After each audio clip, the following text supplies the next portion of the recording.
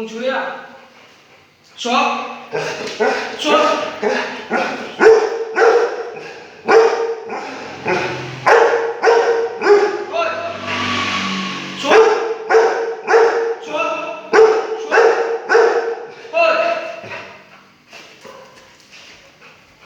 Ra here.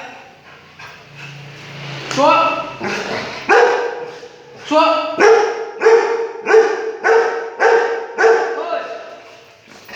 Rồi.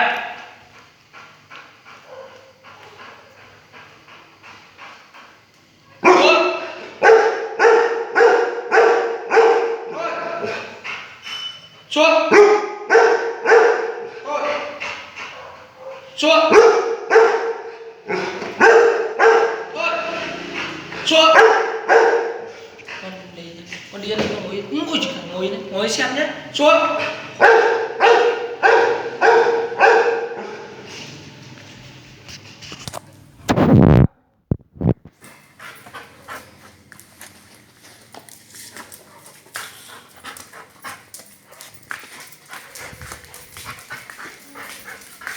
Nằm xuống đây.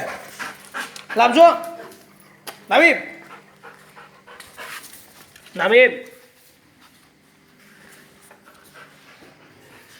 Nằm im đấy.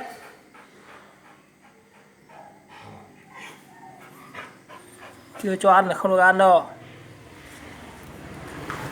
Nằm im. Nằm im đấy. Đây, nằm ra đây. Nằm ra đây. Ra đây. Nằm xuống. Nằm. Rồi, giỏi. Nằm im đấy. Chưa được ăn đâu.